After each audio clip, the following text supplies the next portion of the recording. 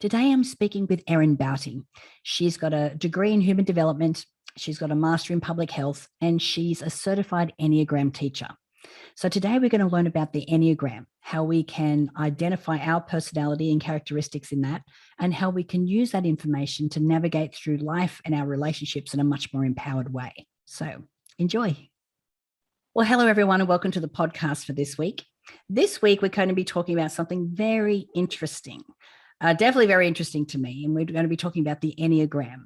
So the Enneagram is like a system or a blueprint for us to understand a lot about our own characteristics, our traits, our personality, but it also helps us in being able to communicate with other people as well, once we understand where they fall on the Enneagram scale as well.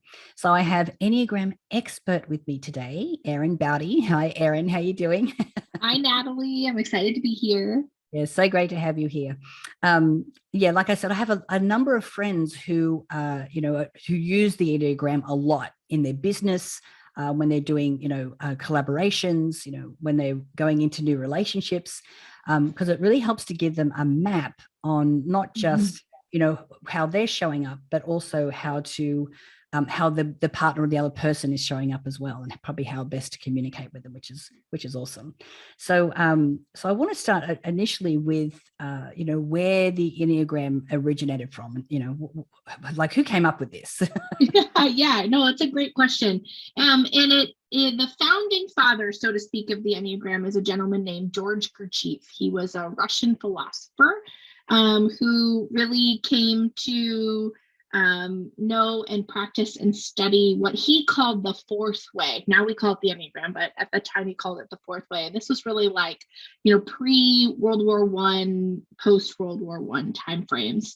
And he was really interested in systems and practices that helped individuals embody both how they think, feel, and behave. And so he studied a lot of spiritual practices and teachings, Islam, Buddhism, Taoism, Christianity, Greek mythology, just this plethora of spiritual practices, and found this correlating factor around centering the whole person. And so he sort of pulled all these pieces together and created this framework that we now know as the Enneagram. Right. And so what is the purpose of the Enneagram? Like, why do we use it?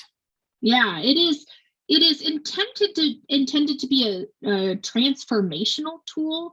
It is both spiritual and psychological, right? It gets into our cognition and our knowing and our habits and our patterns and our behaviors, but it's spiritual in that it's trying to help us identify our essence, sort of the who we are, who we already are, and connecting those two together in a way that we can use it towards growth, evolution, resilience, strength, all these really beautiful evolutionary things that humans do naturally, and can be used as kind of a guide through that journey. Right. Yeah, because it doesn't just show us what our great qualities are, but it also shows us maybe what our not so great qualities are. And the fascinating thing is that they're birthed from the same place, right? Oftentimes our greatest gift, when overdone, becomes our Achilles heel. And so it helps us sort of understand that we feed our opportunities as much as we feed our strengths. Right. Absolutely. Yeah. So there are 9, from my understanding, there's 9 different, personalities or so forth on the Enneagram. Can you take us through what they are? Yeah, that's a really great question. And you're right. There are 9 primary sort of worldviews, these archetypes, these ways of identifying, but within each of the 9 types, there are 3 subtypes. We're actually looking at 27 types of behavior or patterns. And so it can be sort of challenging to self-identify or find ourselves in it, which is why I'm going to do it anyway, but when I sort of narrow down or bucket these types into archetype or a caricature, some people might say, I can't really relate, or I can't find myself. Just hold that there's like more nuance in it, right? So you have three centers in the Enneagram model. You have head types, you have heart types, and you have body types. And that's kind of where we sort of take in the world originally. So we have body types, which are the 8, 9s, and 1s, which to my understanding, you fixate at the 8, right? Yep. So the 8s, 9s, and 1s are all body types. And they are all orienting to a primary pattern of managing anger. And you get this spectrum of how one might manage anger within these three types. So the 8s have a tendency to express anger, 1s have a tendency to control anger, and 9s have a tendency to suppress anger, right? But they show us the fullness of what it's like as a human to manage anger. And our heart types are 2, 3s, and 4s. They're the ones that are managing disconnection or rejection or shame. And they, just like the body types, manage it on a spectrum, so that you have, the type 3s who are trying to earn connection. You have type 2s who are sort of manipulating, being strategic for connection. And then you have the 4s who sort of long or yearn for connection. And then you have your head types, your 5, 6s, and 7s, and they're all the types that are sort of working to manage their feelings around fear and not feeling competent or capable. And so you have the 7s, which is where I fixate, where we escape fear. You have the 6s who want to control it and be really certain. And you have 5s who withhold or withdraw as a way to sort of protect from fear. And the cool thing about the Enneagram is you'll see there's a circle on the outside of it that connects all 9 types. So as you hear this, everyone's probably like, well, I experience shame or fear or anger. I have the full breadth of this human experience. We should, right? Mm-hmm. Oftentimes we just get really good at one. It becomes the sort of fixated habit that we experience. So each type then develops a set of common characteristics or behaviors based on what they're trying to accomplish within, fear, shame, or anger. Right. Well, that's a very, that's probably the simplest way I've heard that described in a very good way, because it can get a little, confusing. It can get a little nuanced and everything. So if someone's listening to the podcast right now, they're like, okay, well, I'd like to know what number I am. Like, how do they figure that out? Yeah, that's a really great question. And to be honest with you, there's lots of different ways that you can do it. So I sort of think about the work that we do around ego development, like trying on clothes. We have to be willing to try on the shirt, see how itchy it is, and then take it off.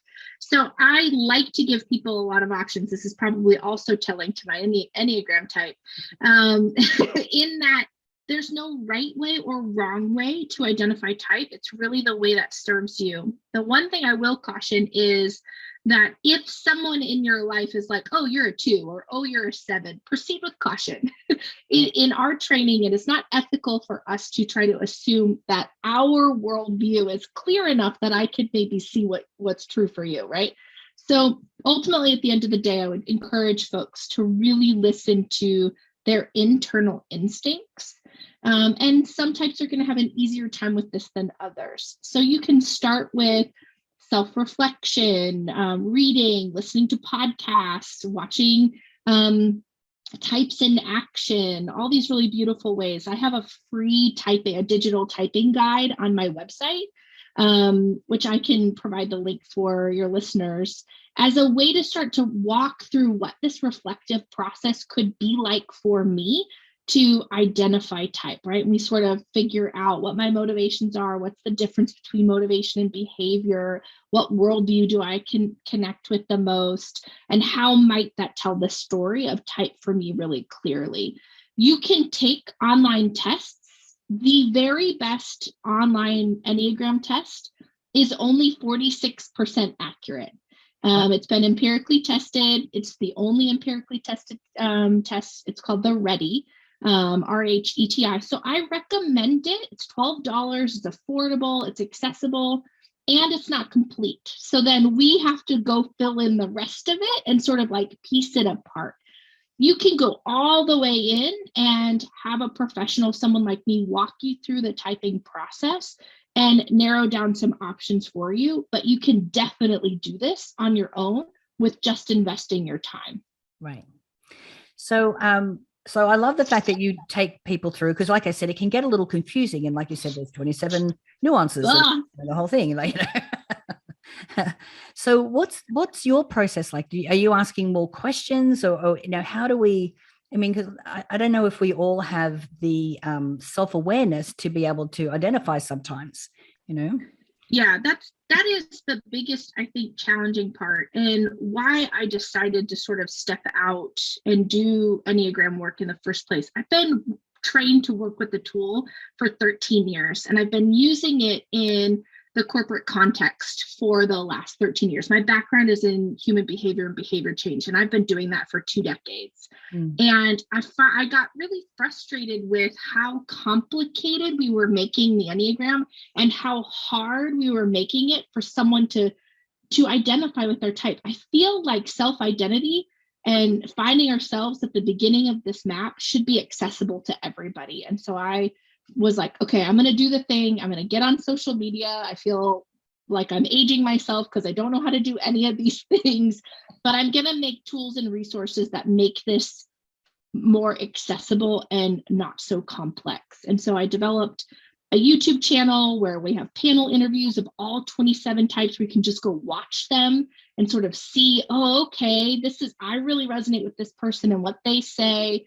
My typing guide, sort of reflective work on my Instagram page, all as a way for us to sort of show up to the gym and practice what we're learning so that I can increase my self-awareness to try to figure out what might be true for me, right?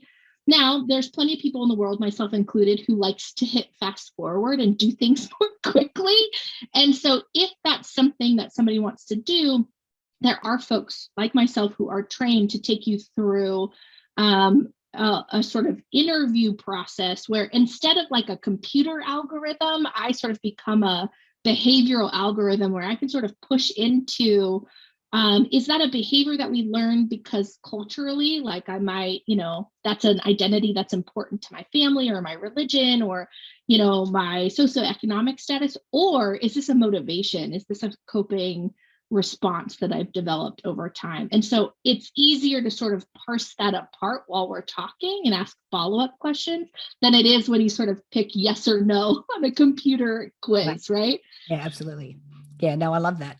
So, so if let's say that we work with you, we kind of figure out what our number is. Does our number change, or is it this is who we are?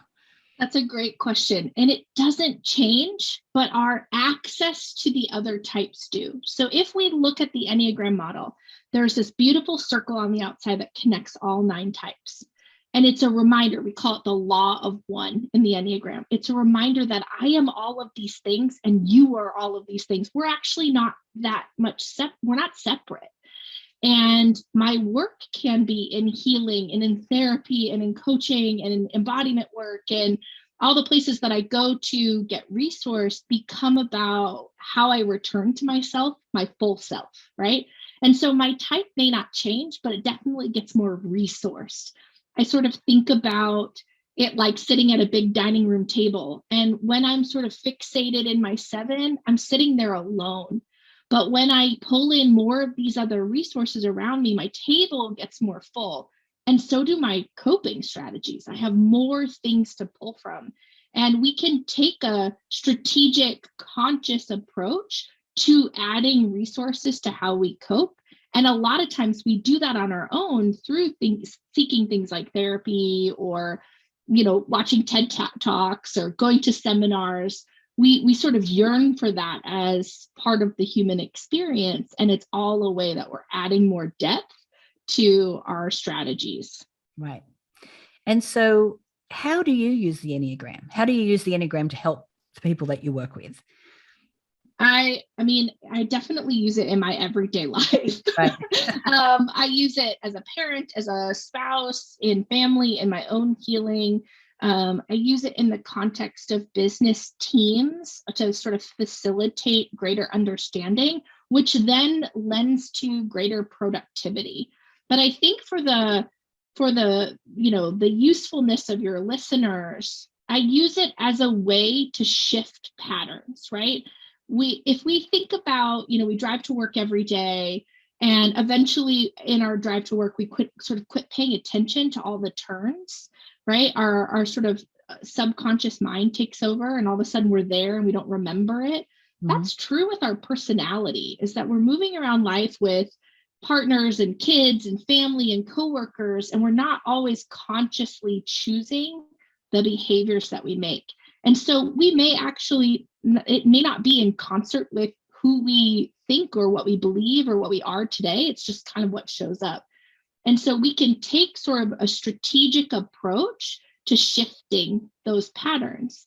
And the Enneagram is a great way I have found to do it. So I sort of think about it in 3 parts. We first start by noticing what we do, right? Like we have to sort of start to pay attention again to who we are and what we do. And the Enneagram is a great way to start. Oh, yeah, I guess I do these things, or I do see that, right? And then I have to be able to name it. I have to meaning make it, right? And so, I am, living in the world this way because it creates this sort of security for me. For me, I don't like to be limited. I don't like to be restricted. I like all these opportunities because in freedom, I feel the safest. And so I can notice that I need to feel free, and then I can name it as, this feels less restrictive and I feel safer here. And because I've tied the relationship to it, then I can release it. I can regulate my body in a new way, and I can sort of create a new conscious habit around what would I do differently in this moment that might be more in alignment with the fact that I do value steadiness and constancy, and maybe I'm a little more boring than I would have liked to think I was, but it's creating a steadiness for me that feels really good. So we notice it, and the Enneagram helps us do that. We name it, and it allows us to create meaning around it so that we can release it. We can regulate ourselves, and we can shift the pattern. I love that. It's kind of really giving us a roadmap to who we truly are. And by doing that and having the self-awareness that, we have these specific traits, we then get a choice to change them. Yes. Yeah. And we recognize that there's so many competing priorities in life, right? Value systems, beliefs, way that we cope, what we work, what we do. And ultimately, the Enneagram can become a tool for us to return back to ourselves as often as necessary. We sort of get lost along the way. And that is literally the human experience, right? We're going to continue to journey through life, getting lost a little bit. And it's this great reminder of how I can come back to what feels true or authentic or real for me. Yeah. And I think it too, I have a girlfriend who identifies as a 1, and she's like, oh, okay. Well, so when different behaviors come up for her, she goes, that's my 1 coming through, Yep. So she gets it, she understands it, she's aware, and then she gets the opportunity to make a choice to choose something different, which is awesome. Bingo. So, and we've been talking about how, not just like you were just saying before, with your family, you're still using the Enneagram. Can you give us some examples of how knowing not just our own number, but somebody else's, how that it can improve our communication? Yeah, I mean, it's so powerful. So I'll tell you a story about my kids, and then obviously this applies to spouse and team and coworker and everything. But I have 2 children. I have a 5 and a 7-year-old. My 7-year-old is on the autism spectrum, so she has all the complexities about how her brain operates in the world, and is really asked me to practice what I preach, to learn to regulate myself, to stay in my body, to be really in presence and consciousness, because there's so much of it that we can't control, right? And so she's been this beautiful teacher for me in what does it mean to be mindful and present. And my 5-year-old son is this completely different little being. I'm a pretty fast oriented person. I move quickly, my thoughts are quick, and he is just this slow, steady, content little human. And he will often, if I'm rushing him, he will often say, Mom, I'm doing the best that I can. And we've worked really hard to equip them with this beautiful language. Or he said to me at one point, and we've turned this into a whole family mantra, he was like, Mom, I'm going at Louie's pace. His name's Louie.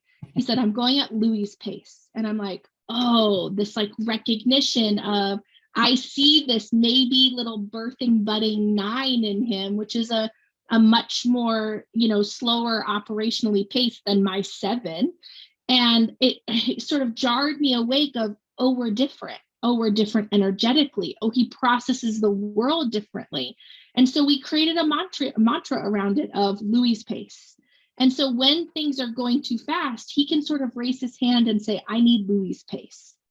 And it's just this reminder, and kids are beautiful teachers anyway, that we are different. And so that applies in relationship. It applies in the context of a business meeting. If somebody needs time to process or think, it doesn't make them less impactful or that they don't have something to contribute. It's just that they need Louie's pace, right? And so the Enneagram is a beautiful way for us to center how other people move energetically in the world, what their pain points might be, and what they sort of need us to remember about being tender, and how we can maybe meet them closer to where they are as a way to create, this beautiful symbiotic relationship.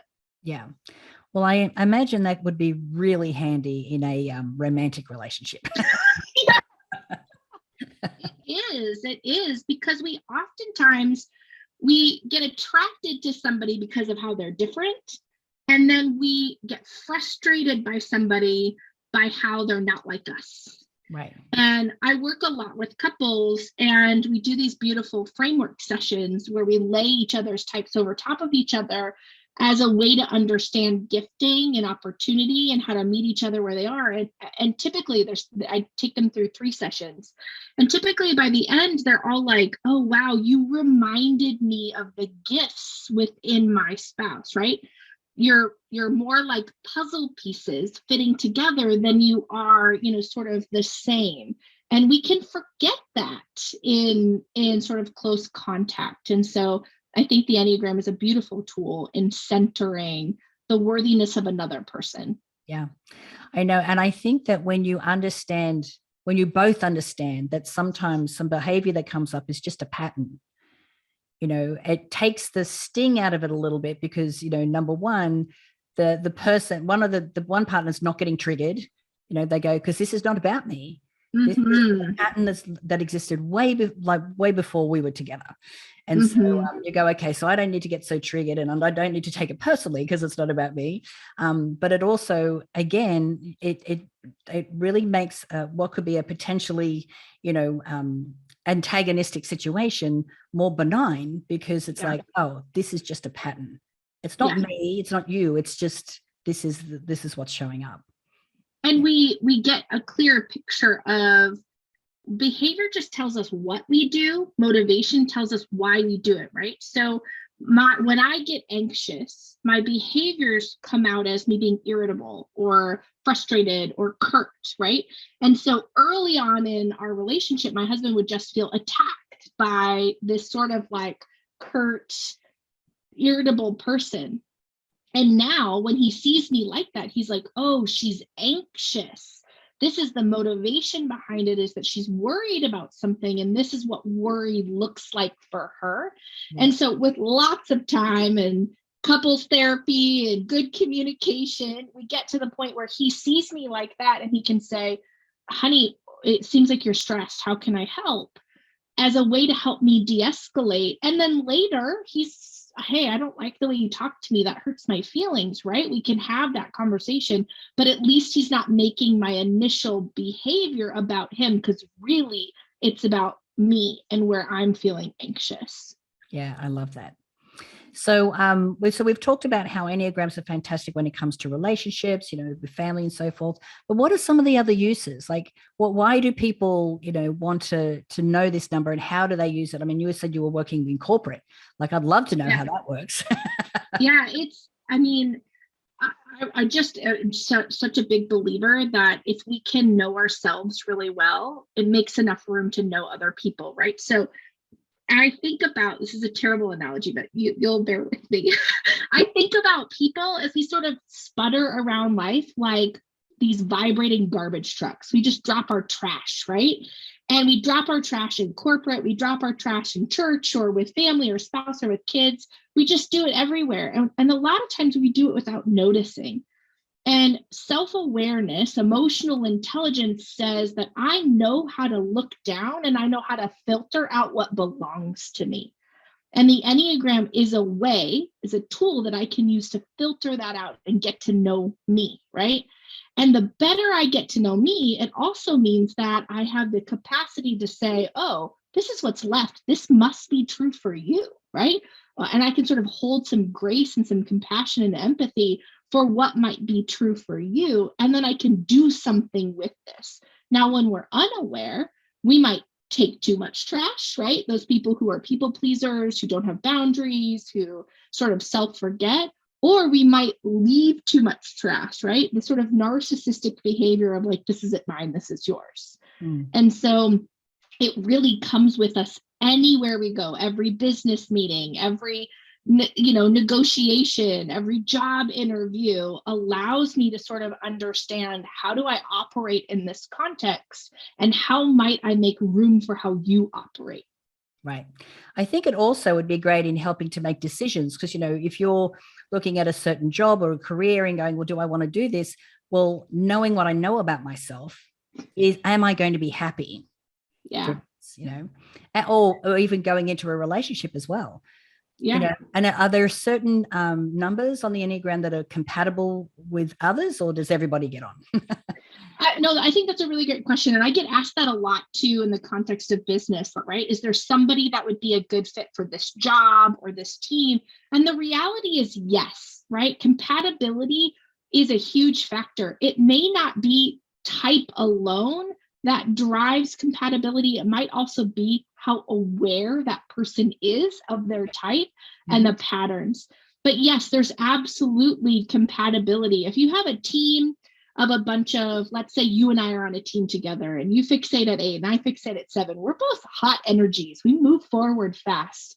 So we might recognize that there's some things missing in our team. We might want, let's say a 9 or a 1 on our team who's going to help us think through the details and be process oriented, and then pull us back a little bit and say, hey, Natalie, Erin, have you guys thought about these things? What if we slow down a little bit, right? There's some compatibility. If there was just a team of a bunch of the same kinds of people as us, we'd be visionaries, we'd be taking action, but we'd be leaving a trail in the dust. Sounds like my relationship. My partner, he's awesome. He's definitely but moves at a slower pace than me. And I'll be like, saying yes to all these things. And he's like, but have you checked your calendar and have you thought about this? And I'm like, oh, no. I'm like, I don't even know how I got through life before him. I don't know. Yeah. but understanding that as well is great. So Erin's website is livingtheenneagram.com. And your handle on Instagram is Living the Enneagram, right? Yep. So when people reach out to you, what will they find on your website, and how can people work with you? So I offer a 30-minute complimentary call for anybody who is interested in knowing if this is the right fit for you. If you just have questions, if you're like, hey, I need help figuring out if this type is mine, can you answer these few questions? They can go to my website, to the contact section, and fill out the form for a discovery call. And ultimately, at the end of the day, I really want to make understanding self more accessible. And so I just load up Instagram and YouTube with lots and lots of free resources. My newsletter I send out every month, it's, free coaching in my newsletter. Yesterday was a journaling prompt on mindset and happiness. Because I think that this should just be a lot easier for people to sort of move through life, right? Like there are people who can show up to the gym and work out all on their own. There are people in the world who prefer a trainer. And for those people, I would be a good fit for you to help have some accountability around shifting behavior and softening the patterns of type. But you definitely don't need it. And I'm trying to make the resources more available to those kinds of folks too. Fantastic. Well, Erin, darling, thank you so much for your time today. I love talking about things like the Enneagram because it really is a tool to help us understand ourselves better. And the more Mhm. self-aware we are, the better we show up in our relationships, the better that we show up in our careers and what we do.